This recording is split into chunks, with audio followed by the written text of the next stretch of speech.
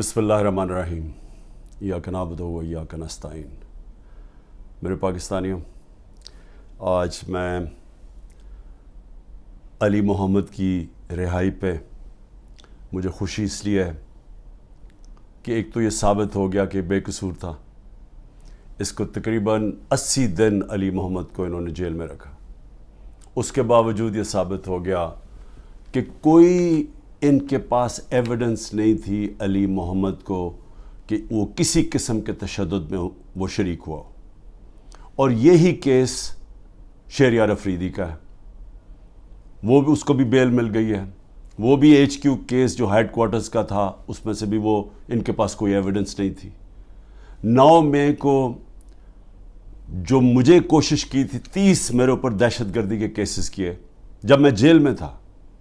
जुल्म भी मेरे से होता है, गैर कानूनी आइनी तौर पे मुझे वहाँ जिस तरह पकड़ के लेके जाते हैं मुजरिमों की तरह, और उसके बाद जब मैं जेल में होता हूँ तो मेरे पे केसेस हो जाते हैं कि मेरी वजह से ये जो जलाओ घिरा हुआ।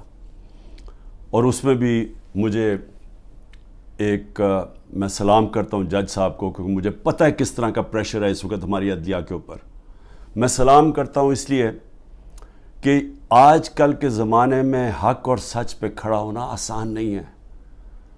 वीगो डाला पहुंच जाता है घर, लोगों के घरों के अंदर घुस जाते हैं, उनको जलील करते हैं, उनकी बिजनेसेस बंद कर देते हैं। तो इसलिए, और हर किसी को, ये सिर्फ हम अपने लोगों की बात नहीं कर रहे, जो इस जुल्म के निज़ाम का हिस्सा नहीं बनता और इसके ख़िलाफ़ हक की आवाज़ बुलंद करता है, उसको वो मुश्किलों का सामना करना पड़ता है जो पाकिस्तान की तारीख़ में किसी डिक्टेटरशिप में नहीं करना पड़ा।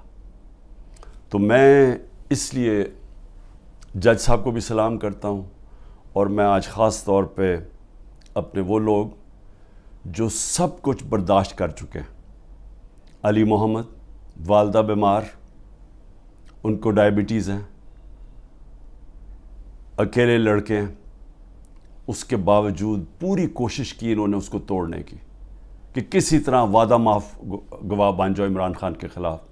फिर अगर वो नहीं बनना तो चलो पार्टी छोड़ दो कि हम अब 9 मई की मज़म्मत करते हैं, हम अपनी फ़ौज से प्यार करते हैं और हम PTI छोड़ रहे हैं।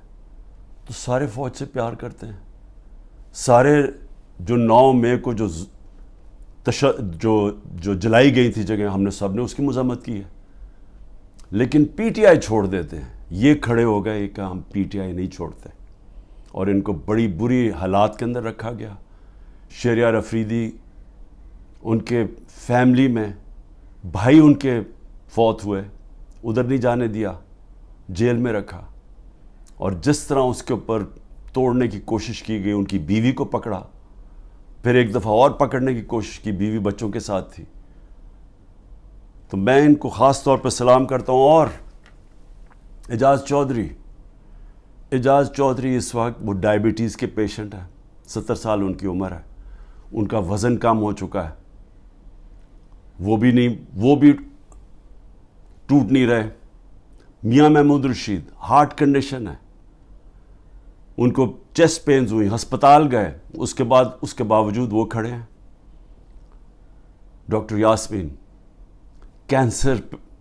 कैंसर की सर्वाइवर हैं, उम्र उनकी तकरीबन 75 साल है। वो उस वक्त की वो बैठी हुई है, और उनको क्या इमरान खान के ख़िलाफ़ वादा माफ गवाह बन जाओ कि इमरान खान ने कहा था जाके जला दो। जिस तरह 3-4 बच्चों को पकड़ा उन्होंने, उनको कहा जी इमरान खान ने कहा था कि कोर कमांडर घर भी जलाना है और फिर वो कोई कागजात है वो भी जलाने हैं। यानी लोगों को ये बिल्कुल समझते हैं कि भेड़ बकरियां, कोई अकल ही नहीं है अवाम में कि वो इमरान खान कहेगा जी कोर कमांडर के घर में कोई कागजात पड़े हैं जो जलवाना है, और उनसे ये 164 का बयान लिया। तो यही कोशिश कर रहे हैं डॉक्टर यास्मीन से, वो भी खड़ी हुई हैं। लेकिन जो मैं सबसे ज़्यादा उमर चीमा, जिस तरह का उनको पर तशद्दुद किया गया, उनकी बीवी गई कोर्ट हेयरिंग के ऊपर, उनको पकड़ के जेल में डाल दिया, वो भी कैंसर सर्वाइवर है। यानी औरतों के ऊपर कौन करता है। लेकिन औरतों के ऊपर मैं ख़ास बात करना चाहता हूँ। डॉक्टर ज़रका ने इनका एक रंगबाज है, जिसको मैं पॉलिटिशियन भी नहीं कहता, جو جب ڈیفنس منسٹر تھا اور فورن منسٹر تھا دبئی سے تنخواہ لے رہا تھا. یہ کبھی سنا ہے کہ دبئی کی کمپنی سے ایک ملک کا فورن منسٹر اور ڈیفنس منسٹر تنخواہ لے؟ اور اس کے بعد وہ بچ بھی جاتا ہے, اس کو کچھ ہوتا بھی نہیں ہے. اور وہ کیونکہ طاقتور حلقوں میں اس کے دوستیاں تھیں, جب وہ الیکشن ہار رہا تھا 2018 میں تو ایک ٹیلی فون کیا, باجوہ صاحب مجھے بچا لو میں ہار رہا ہوں. اور باجوہ صاحب سپر کنگ نے کہا فکر نہ کرو تم جیت جاؤ گے, اور اگلے دن وہ جیت جاتا ہے. تو وہ جس طرح ہمیشہ عورتوں کے خلاف زبان استعمال کرتا ہے, اس نے پھر سے کی. ڈاکٹر زرکا نے, سینیٹر ڈاکٹر زرکا نے جواب دیا, ان کی 2 کلینکس وہ بند کر دی. یعنی اس سطح پہ کون کرتا ہے؟ ہماری ڈاکٹر سیما ایم پی اے کراچی کی, ان کے گھر پہنچ کے ان کی کلینک اس کو بند کر دیا. ہماری سمابیہ ایکس ایم پی, اس کے گھر کے اوپر پولیس پہنچ گئی. یعنی یہ کبھی ہوا ہے کیا؟ یہ کوئی دہشت گرد ہیں, یہ کوئی کسی انتشار میں ہیں, یہ انہوں نے کیا ہے؟ تو ایسے ہے کہ آپ تحریک انصاف کے آپ کوئی ممبر ہی ہوں, سپورٹر ہی ہوں, یہی کافی ہے. آپ کی بزنس بھی بند ہو جائے گی, آپ کو جیلوں میں بھی ڈال دیں گے, جھوٹے پرچے بھی ہو جائیں گے. یعنی صرف اب کوئی ضرورت نہیں ہے آپ کو کہ آپ نے کوئی جرم کرنا ہے. اس ملک میں اب جرم ہو گیا ہے تحریک انصاف کا ممبر ہونا, سپورٹر ہونا. کوئی اگر بزنس والا بھی کوئی سپورٹ کرتا ہے اس کے پیچھے بھی پڑ جاتے ہیں. آپ یہ سوچیں کہ شوکت خانم, اب شوکت خانم ساری قوم جانتی ہے کہ ملک کا سب سے بڑا خیراتی ادارہ ہے. ان کے ہر روز نوٹس آ جاتا ہے کہ جی فلانی ڈاکیومنٹ دکھائیں اور یہ ڈاکیومنٹ دکھائیں, جی وہ بتائیں کہ جناب کس نے ڈونیشنز دی تھیں آپ کو. یعنی ایک یہ نہیں دیکھ رہے کہ اس سے نقصان کس کو ہو رہا ہے. کوئی فکر نہیں ہے کہ ملک کو کیا نقصان ہوگا. جو انہوں نے کیسز میرے اوپر اٹھائے ہوئے ہیں ذرا وہ سن لیں. سب سے اب جو قوم کے سامنے, کیونکہ اللہ الحق ہے, میرا ایمان ہے, ایمان ہی ہے, تو میں یہ سارے ایک طرف کھڑے ہو گئے ہیں, اسٹیبلشمنٹ ساتھ کھڑی ہو گئی ہے, اکیلا ان کا مقابلہ کر رہا ہوں. صرف توحید پہ, لا الہ الا اللہ پہ, ایمان اللہ پہ ہے. اور جس طرح اللہ ہر ان کی جو بھی کوشش کرتے ہیں خود ہی سچ سامنے آ جاتا ہے. جو انہوں نے میرے اوپر القادر کا کیس کیا, اب القادر کا کیس کیا تھا کہ عمران خان نے جو القادر یونیورسٹی بنائی ہے, جدھر مکمل طور پہ مستحق گھروں سے وہ بچے جو کہ جن کے ماں باپ اعلیٰ تعلیم نہیں افورڈ کر سکتے, وہ سب پڑھ رہے ہیں مفت. اور میں بتا چل رہا ہوں سیرت نبی کو ہم نے بنایا کہ فیوچر لیڈرز بنے, تربیت ہو ان کو, اور ساتھ ساتھ اس کے ٹیکنالوجی بھی. یہ ہے اس کا جو ویژن ہے یونیورسٹی کا. اس کو سامنے لا کے ایک بہت بڑی سکینڈل ہو گئی. اور اب پتہ چلا ہے کہ انہوں نے اپریل 2020 میں تفتیش کی تھی. وہ میں پہلے کہہ چکا ہوں آپ کو, نیشنل کرائم ایجنسی انگلینڈ کو رابطہ تھا نیب کے ساتھ. یہ جو سیٹلمنٹ ہوئی تھی ملک ریاض کی فیملی کی اور این سی اے کی, یہ سارا کچھ نیب کو پتا تھا. اور نیب نے اپریل 2020 میں یہ انکوائری بند کر دی تھی. ایک دفعہ انکوائری بند ہو جائے وہ نہیں کھول سکتے آپ. اور انہوں نے جو سب سے بات جو چھپا لی, جس کے اوپر اصل بات ہونی چاہیے, کہ این سی اے نے ملک ریاض کا جو پیسہ تھا وہ فریز کیا کیوں؟ وہ منی لانڈرنگ کی وجہ سے نہیں کیا. وہ انہوں نے کہا کہ ایک ٹرانزیکشن ہوئی, اور یہ سنیں ذرا غور سے, کہ حسن نواز نے پراپرٹی بیچی ملک ریاض کے بیٹے کو, اور وہ جو پراپرٹی بیچی وہ 50 بلین پاؤنڈ کی بیچی. انہوں نے کیوں, نیشنل کرائم ایجنسی انگلینڈ نے کیوں اس کے اوپر ایکشن لیا, اور ایکشن کیا لیا؟ ان کے اکاؤنٹ فریز کر دیے. کیوں کیے؟ کیونکہ پراپرٹی کی قیمت آدھی تھی. انہوں نے دیکھا کہ اس کی قیمت آدھی تھی, یعنی وہ 25 ملین پاؤنڈ کے ارد گرد اس کی قیمت تھی, 50 ملین پاؤنڈ کیسے دے دیا اس پراپرٹی کو؟ نواز شریف تب پرائم منسٹر تھا، یہ 2000 جب ہوا، یہ 16-17 میں جب پرائم منسٹر تھا، تو پرائم منسٹر نے اس وقت اپنا زور لگا کے وہ دگنی قیمت کے اوپر پراپرٹی ملک ریاض کو بیچی. یہ پہلے تو یہ بتائیں پیسہ کدھر سے آیا؟ کدھر سے حسن نواز کے پاس اتنا پیسہ آیا؟ جب وہ ملک سے باہر بھاگے ان سے یہ سوال پوچھے گئے نا، کیونکہ بتا ہی نہیں سکتے، پیسہ چوری کا تھا. اور پھر وہ پراپرٹی دگنی قیمت پہ بیچ دیتے ہیں ملک ریاض کو. وہ کس لیے بیچی؟ اور وہ اصل کہانی وہ ہے آل قادر کی، اصل وہ اس کے اوپر بات نہیں کر رہے.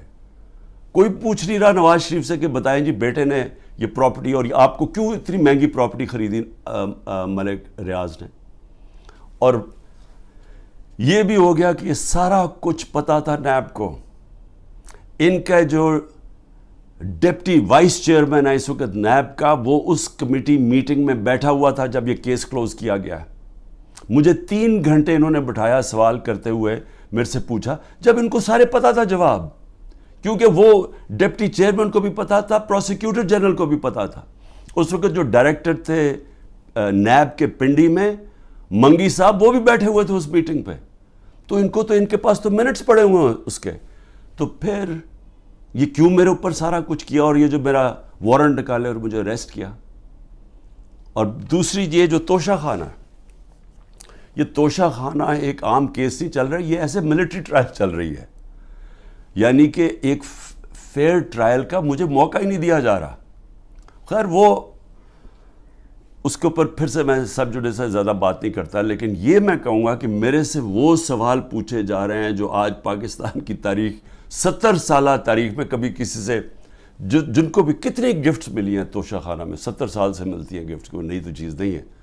کبھی کسی سے وہ سوال نہیں پوچھا کہ جی آپ کو جو توشہ خانہ کی گفٹ ملی تھی وہ آپ نے آگے بیچی کس کو، یا آپ نے گفٹ کس کو کی. کبھی کسی سے آج تک یہ پوچھا ہے؟ کبھی کسی سے پوچھا ہے کہ توشہ خانہ جب آپ قیمت ادا کر کے وہ لے لیتے ہیں گفٹ، اس کے بعد آپ کی پراپرٹی آپ جو مرضی کریں؟ بھی آپ کون ہے پوچھنے والا ہے کہ میری پراپرٹی سے میں یہ گفٹ کروں یا میں بیچوں؟ جب تک کہ جو بھی میرا چیز ہو وہ میں ڈکلیئر کروں. تو میرا سارا ڈکلیئرڈ ہے میرے ٹیکس ریٹرنز میں.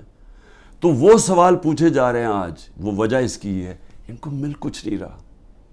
یہ 3.5 سال میں جتنا میں پرائم منسٹر رہا ہوں، ان کو یہ 2 چیزیں ملی ہیں. اس کو کرپشن کہہ رہے ہیں، یہ جو توشہ خانہ ہے، اور دوسرا چیز القادر. یہ 2 کرپشن کے کیسز میرے پہ ملے ہیں.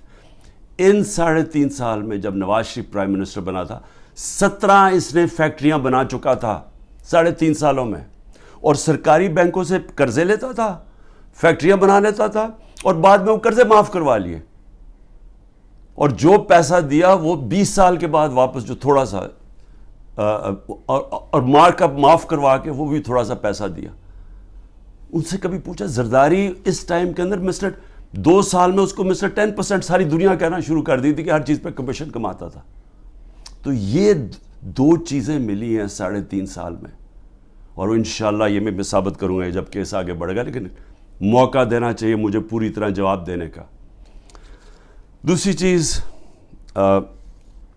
جس کے اوپر میں بات کرنا چاہتا ہوں وہ ہے کہ یہ جو سائفر کے اندر، اور سائفر کے اندر میں پھر سے واضح کر دوں کہ بڑے کلیئر قانون بنا ہوا ہے. سائفر ہوتی ہے فورن آفس کے اندر، جو سیکرٹ کوڈ وہ فورن آفس میں رہتی ہے. یہ انسٹرکشنز ہیں کیبنٹ ڈویژنز کے. اس کے اندر کوئی اور کسی کے پاس وہ جو کوڈ والا سائفر ہے وہ نہیں جا سکتا. اور جو میرے پاس آیا تھا وہ مجھے پھر سے بلایا، بڑا اچھا ہے، ایف آئی اے کے سامنے پھر پیش ہوں گا. لیکن جو میرا مجھے کہتے ہیں کہ آپ نے وہ جو سائفر کے اندر چیز لکھی ہوئی تھی وہ پبلک کر دی. وہ پبلک تب ہوئی جب میں نے نیشنل سیکیورٹی کونسل کے سامنے رکھا، جو کہ ملک کا سیکیورٹی کا سب سے بڑا ادارہ ہے. اس ادارے کے اندر پہلے رکھا. اس ادارے نے وہ سائفر کو دیکھا جو اس کے اندر لکھا ہوا تھا، وہ نہیں جو کوڈ ہے، جو اس کا مفہوم تھا. اور اس ادارے نے فیصلہ کیا کہ امریکہ کو ڈیمارش کرنی چاہیے کہ انہوں نے ہمارے اندرونی حالات میں مداخلت کی ہے.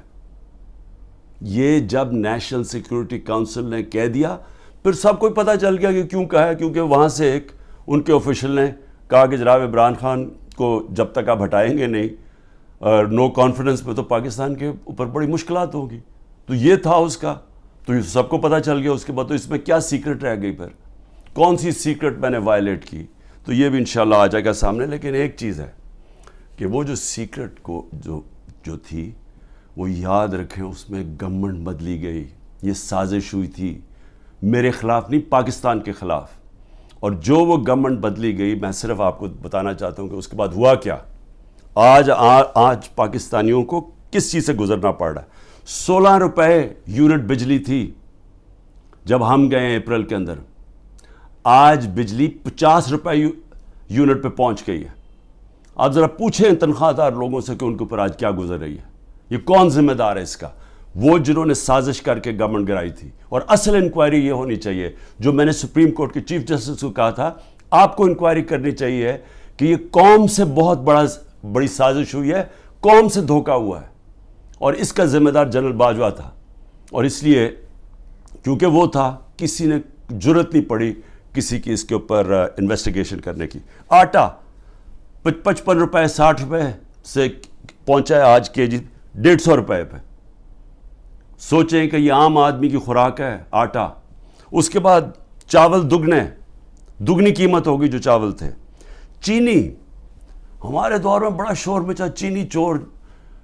ہم نے انکوائری کروائی، چینی کی قیمت 80 روپے تھی، آج چینی 160 روپے پہ پہنچ گئی ہے.